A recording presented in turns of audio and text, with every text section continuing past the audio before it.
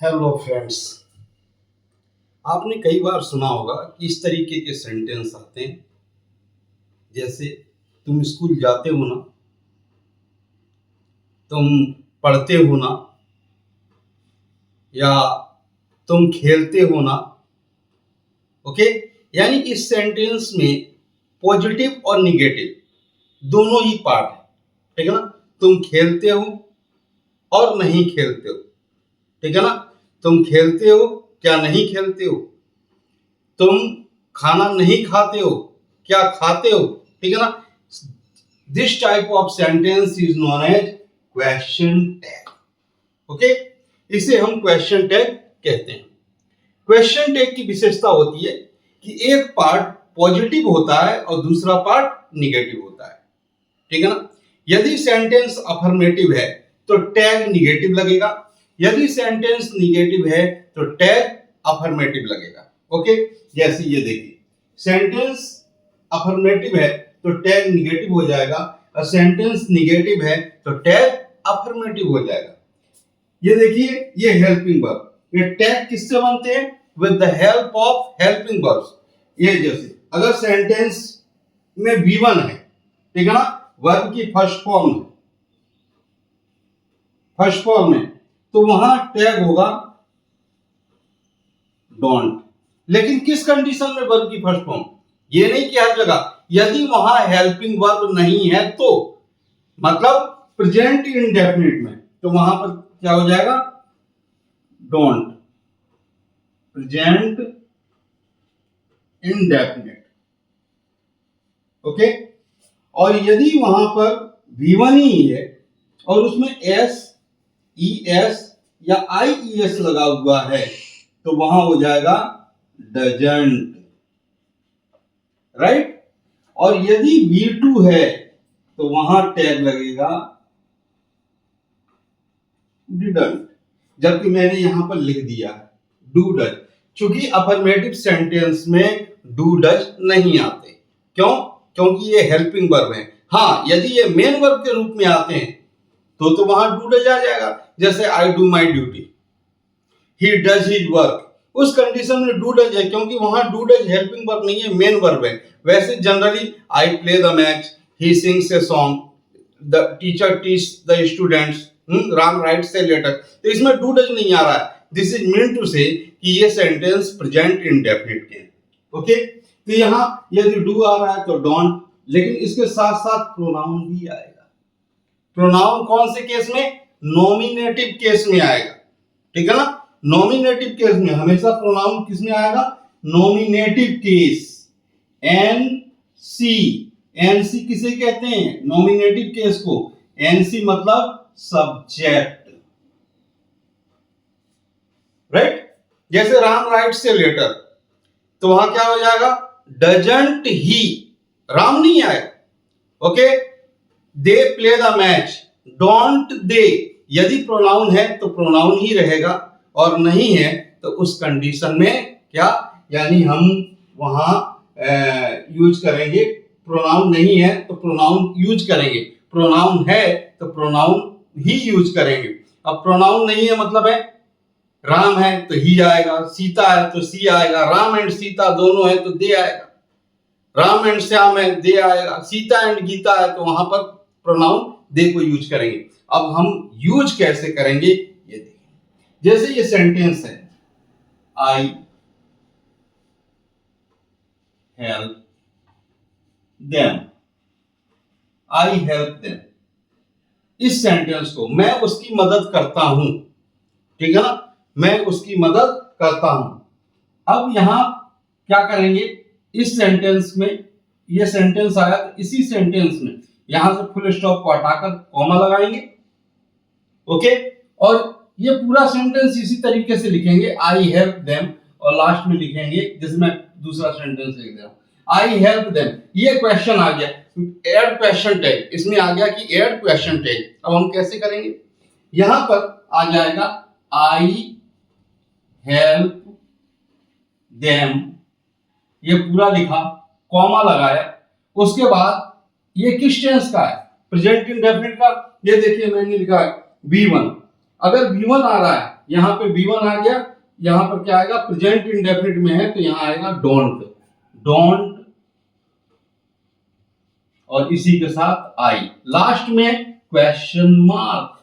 ध्यान रखना, I help them don't I, ठीक है ना, मैं उसकी मदद करता हूं क्या नहीं करता, ठीक है। अब ये इस तरीके से सेंटेंस बनेंगे, ही कुक्स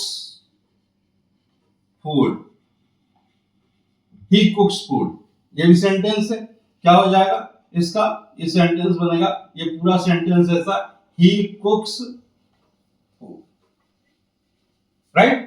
यहां पर कॉमा लगाए, ही कुक्स फूड। अब देखिए अगर वर्ब में एस या ईएस है, एस ईएस या आईईएस लगा हुआ है वर्ब में, तो वहां क्या लगेगा, डजंट, यहां हो गया डजंट। और डजंट के साथ ये क्या है, प्रोनाउन है, यहां आ गया डजंट ही कुक्स फूड, डजंट ही, वह खाना बनाता है ना, या वह खाना बनाता है क्या नहीं बनाता है, ओके। रोहन इज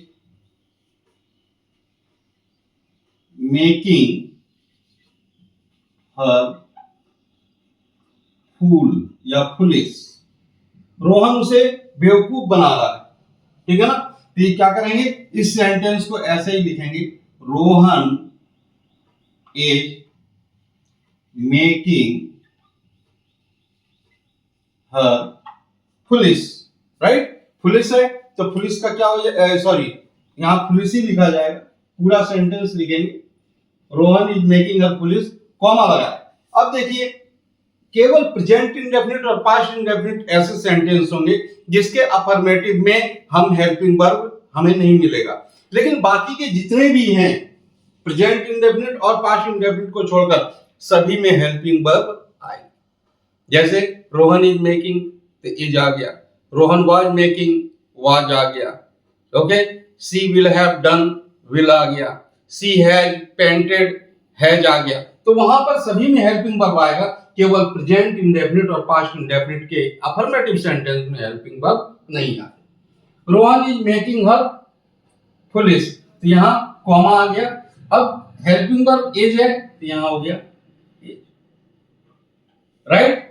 रोहन है तो रोहन के साथ, सॉरी ये अफर्मेटिव सेंटेंस है, देखिए ये अफर्मेटिव है, टैग निगेटिव लग रहा है, ये भी अफर्मेटिव है तो यह एजेंट, एजेंट, और रोहन के लिए क्या लगाएंगे, ही, यानी यहां पर रोहन के लिए ही यूज किया जाएगा।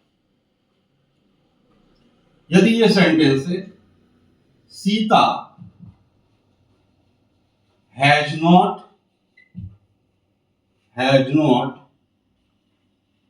sold her bike,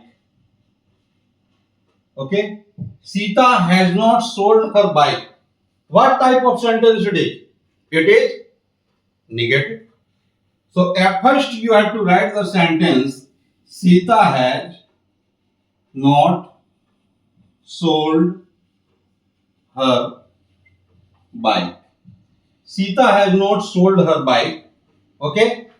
यहां पर क्या करेंगे, Sita has not sold her bike, comma लगाएंगे, ओके, कॉमा लगाएंगे, और कॉमा लगाकर क्या करेंगे, ये हैज नॉट है, ठीक है, ये निगेटिव है, इसलिए टैग कैसा लगेगा, अफर्मेटिव, हैज, और सीता के लिए यूज करेंगे she, Sita has not sold her bike, has she, ठीक है ना, सीता ने अपना बाइक नहीं बेचा, बेच दिया, ठीक है। तो इस तरीके के जो है भाव बनेंगे, ठीक है। वह मैदान में खेल रहा है क्या नहीं खेल रहा है, ठीक है ना, वह क्रिकेट खेल रहा है ना, वह स्कूल जाता तो है ना, ठीक है ना, वह स्कूल जाता है क्या वह स्कूल नहीं जाता है, मतलब ये दोनों सेंटेंस यानी अफर्मेटिव और निगेटिव, ये क्वेश्चन टैग के पार्ट होते हैं, जिसमें जो है भाव दोनों ही आते हैं, क्वेश्चन के रूप में आता है, इसीलिए इसे क्वेश्चन टैग और हिंदी में प्रश्न पुछल्ले भी कहते हैं, okay. Sita has not sold her bike, has she, ये सेंटेंस है, Ram and Kavita, Ram and Kavita were selling goods, Ram and Kavita were selling goods. कैसा सेंटेंस है? अफर्मेटिव है। टैग कैसा लगेगा? यदि वर है तो यहां वरंट, वाज है वाजंट, हैव है हैवंट, तो यहां हो जाएगा Ram and Kavita were selling goods. हो गया, कॉमा लगा मैं यहां पर, राइट। वर का क्या हो जाएगा? वरंट। और ये क्या है? राम एंड कविता, प्लूरल है तो यहां लगा देंगे they, weren't they. Don't forget to mark question mark in the sentence, ठीक है ना? क्वेश्चन मार्क जरूर यूज करेंगे। नेक्स्ट, अब है सेंटेंस जैसे I am painting this box red, I am painting this box red, ठीक है ना? मैं इस बॉक्स को लाल कर रहा हूं, मैं यानी लाल पेंटिंग कर रहा हूं। क्या हो जाएगा यहां पर? आई am painting this box red, comma. अब देखिए एम का एमंट नहीं होता, कीप रिमेंबर, एम का एमंट नहीं होता, क्या होता? आरंट, ठीक है ना? यहां आरंट या आयंट ये भी हो जाता है, आरंट, और यहां पर क्या हो जाएगा? आई, क्वेश्चन मार्क। आयंट भी कह सकते हैं, AIN आई, क्वेश्चन मार्क, राइट। यानी आयंट और आरंट ये जो है हम इसके साथ करेंगे, एम का एमंट नहीं होता है। If this is a sentence, he did his duty, he did his duty, ये सेंटेंस कैसा? अफर्मेटिव है, लेकिन यहां डिड मेन वर्ब है, हेल्पिंग वर्ब नहीं है, तो इसलिए डिड आया, ठीक है ना? ही डिड हिज ड्यूटी, तो यहां भी अगर भले ही है मेन वर्ब आ जाए, लेकिन सेंटेंस कैसा? अफर्मेटिव ही तो है, तो यहां क्या लगा देंगे? सेंटेंस लिखेंगे, he did his duty, comma, did का हो जाएगा डिडंट ही, क्वेश्चन, राइट। यदि ये सेंटेंस है, दे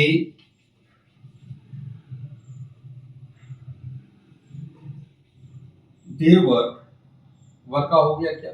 देखना देखना देखना देखना, ये वर हो गया, इसलिए वर हटा दो, क्यों? अपन सभी का बनाएंगे। They had read the